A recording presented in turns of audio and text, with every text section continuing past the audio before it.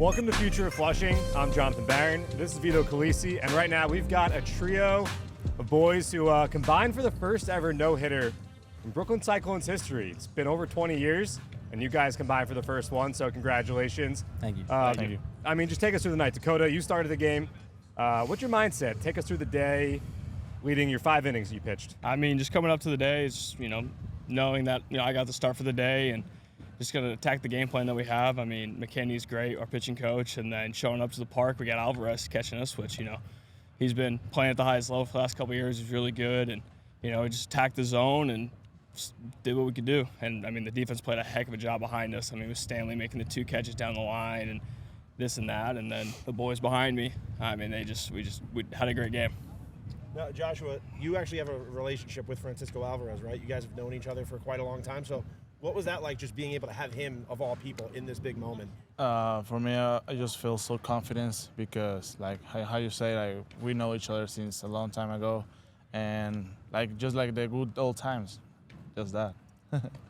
And Joey, I'm assuming it was the first time you were throwing to Francisco, or had you any experience with him in the past? No, that was the first time, so Same really with you, cool. Dakota? Correct. So how challenging is that? Because they always say, when a team acquires a catcher, and this obviously was a rehab assignment, but if a team does acquire a catcher midseason, it's such a challenge because that catcher has not worked with the pitching staff at all.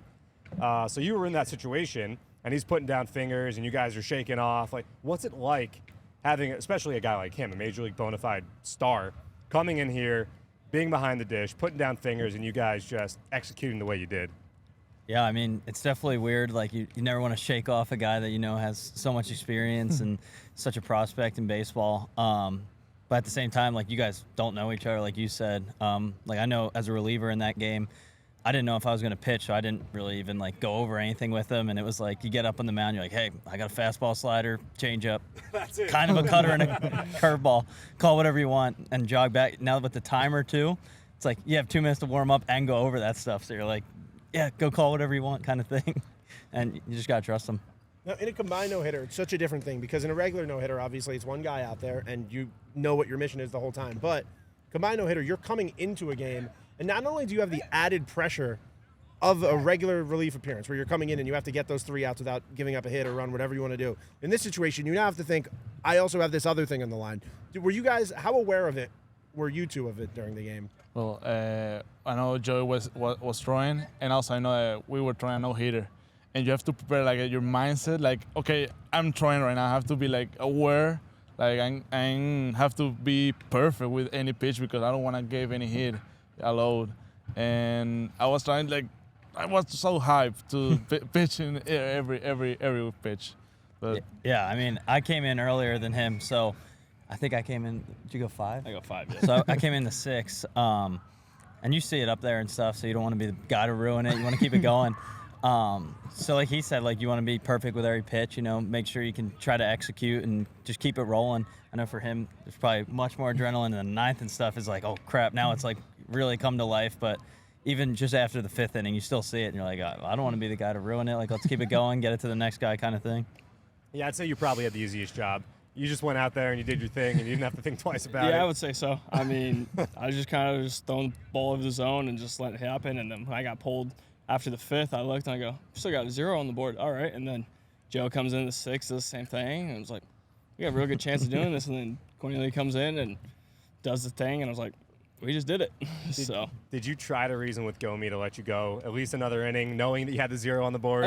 No. I mean, with me being on pitch count and being my second start of the year so far, I was just they know what they're doing. They know what's best for what's going on. So I just kind of did my job and hand the baton over to the next guy.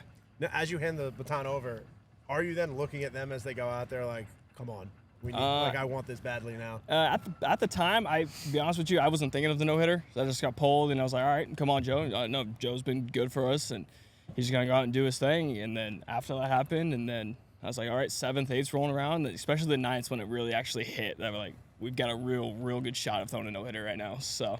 And did any of you realize at the time that it had never happened in Cyclones history? I didn't have an idea. For me, I know that didn't happen before, but also they almost did it in 2002 with Miguel Piñango. Yeah, I know there was one. It was 8 2/3, and they got a jam shot or something like that. But the thing that said they had a 7-inning one within the last 20 years, but this was the first actually like full 9 inning. I didn't know that until after the game. So, What was the vibe like in the dugout? Was it because oftentimes guys are like, "Yeah, leave me alone. Don't talk to me. Don't look at me." Was it being talked about? Was it addressed? Or, sorry. This guy can't even get through interview talking about a no-hitter. Allergies. What happened? I actually, I had like a funny story with that was because if you go like 1 inning, you'll have a lift the same night so that you're available on 1 day's rest. So Trent, our lifting coach, comes up to me. He's like, "Hey, you want to go get that lift in tonight?" I'm like, "Yeah." So it's a 6th inning. He's like, "All right, let's go get the lift in." I was like, "All right, like I want to watch Cornielly go get his. I like to watch, the pitcher come in after me just for an inning." So we watched his, and then it was the 7th, and he looks at me and he's like, "You want to stay in the dugout until something crazy might happen?" And we were like, I was like, "Oh yeah," because you don't want to say there's a no-hitter and jinx it. So we were like, he's like, "You want to just stay here for a little bit?" I'm like, "Yeah, let's stay here for a little bit," because we didn't want to leave, but we also didn't want to jinx it, so we didn't say anything. But that was like my funny experience in the dugout with it. It was like, we'll stay here and see what happens. Yeah, for me, I threw, and then I watched Joe throw, and I was like, all right, I'll go do my arm care a little bit. Like I said, not even thinking, just totally forgot there was a no-hitter on the board still. And do my arm care, and then I went and sat in the bullpen for the next 2 innings. And watching Josh go do his thing, and then I realized in the 9th, I'm going to go back down to the dugout.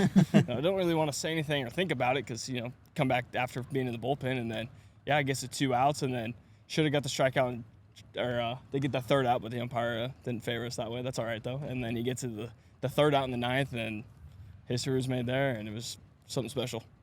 I think we are very superstitious, right? I was going to ask if you guys. I'm back, by the way. I was going to ask if you guys are superstitious or not. Yeah, you definitely don't say it. There's a no-hitter on the board. No, absolutely not. No. Yeah, Can I tell you something that this guy wants to do? So if you go to Citi Field, there's people who run the scoreboard. He's one of them. He's always had the idea of, what if we put up on the scoreboard in the 8th inning, blank has not let up a hit tonight yet? What would you have thought? As 3 guys who are part of a no-hitter, what would you have thought if you looked up and you saw that on the board? I probably would have had to talking to whoever was in charge. I want to do it if the other team has a no-hitter. Yeah, if it's the other team, is Oh, yeah. completely Oh, yeah, fine. for We sure. talked about that. If it's the other When team, Max Fried had he had 1 through 7. Yep. The Braves almost had one in City earlier this year, and I was like, "Yo, let's put it up as much as we can." Yeah. I got shot down, but I mean, maybe it's motivating though, Yeah. for you guys to put it Yeah. up there. I You guys think haven't allowed a hit. Be proud of that. It's an accomplishment. Yeah.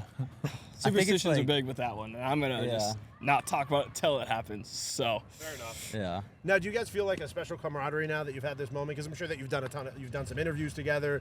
I'm sure you've done some social media stuff together. But does it feel like you guys have like this kind of thing you'll remember for the rest of your careers with each other? oh, yeah, absolutely. For sure. I think it's one of my best moments in my career right now. So I feel so proud of that, and I mean, you guys too. Yeah. Yeah. Yeah, I mean, think it's- I've always been close with both these guys, and now it's like another thing that just, made us come together. We've been doing a bunch of interviews and signing each other's stuff for it, and, it brought us all together, and we've played a full year already together, and me and Hawk are boys, so this was pretty cool to do with these guys. Yeah, absolutely. Now, this is a family show, so bear in mind that when I ask you this question, what was the post-game celly like? Oh, post game, we walked in, music was blaring. Next thing you know, I'm in bed because we had 11 a.m. Yeah. game the next day. Ah, that's right. So you didn't even have to clean No, up as that's a family no, show. we. That's the truth, right I was there. in bed at 10:30, sleep by 11:30, just to wake up at 7 a.m. to come to the You field. were able so. to fall asleep? Like the after a excitement little didn't bit. keep you Well, up? the What game time? ended at 9, so I had 2.5 hours to time text did you everybody sleep? back and Okay. Go to rewind. bed? So, Yeah. I went to bed like 1. Me too, like 1:30. but yeah, I was after that. I was like, I'm gonna put my phone down and I gotta go to get some For sleep. me, so I woke up like I was still pitching. Like I'm like at 13 inning right now. That's funny. So Wednesday night, you guys had the day game. Was that the day that you got to enjoy it a little bit? Played some golf. Kind of, yeah. We went and played 18, right. so. Where at? Diker Beach. Yeah, Diker Beach. Oh, that's a nice course. Yeah, nice. Yeah. Well deserved. Yeah. So Edwin was here yesterday, and he's coming back on Sunday. By the time this comes out, those both will be done. But did you get any time to talk to him and just get any advice from him at all when he was here? Not a whole lot. I mean, when you get a big leaguer coming, especially when he's pitching and he's got it in, you kind of just want to stay out of his way, let him do his thing. But I was actually kind of watching his bullpen before he went in yesterday, kind of standing behind him and helping with different baseballs if he needed them or whatever. And just watching him just kind of go along with his thing. You got the whole stands watching because they know he's here, so they're all lined up on the boardwalk watching him, and how he just kind of handled everybody trying to talk and like get his attention. He's just like, I'm gonna throw this ball to the middle of the plate. Just gonna do my thing. So it's kind of cool to see. Yeah, I know. I threw the inning before him, so I didn't get to like watch him warm up or anything. But it was just cool having him like when I went in, say like, "Come on, bro," like give you a little dap up, and then finish the inning right before him, like I said. So when he came in the dugout, I was in there, and he came up and smacked my leg. Good job. That's just pretty cool seeing a guy like with his status come up and be like, "Hey man, good job today," and you're like, "Yeah, you too." So pretty I don't cool. know about you guys, but I just take a picture with him. But Picture with him? yeah. That's a good idea. He was doing nothing. I said, okay, hey, can you take a picture real quick? Because I don't want to bother him. I know he has his mindset and all that, and then I just leave him alone. Absolutely. That's awesome. Well, guys, congratulations so much on what you've achieved and what you will achieve. What an accomplishment. The first no-hitter in Brooklyn Cyclones history. Thanks for joining us here on the Thank you. podcast. And you guys, make sure to subscribe, like, comment about these guys. You guys did a great job, by the way. Thank you. Thank You you. guys explained. You took us into your mind the entire night, so that was awesome. Appreciate But it. definitely make sure to subscribe, like, share, and we'll see you guys next time on Future of Flushing. Awesome. Thank you. Thank you guys.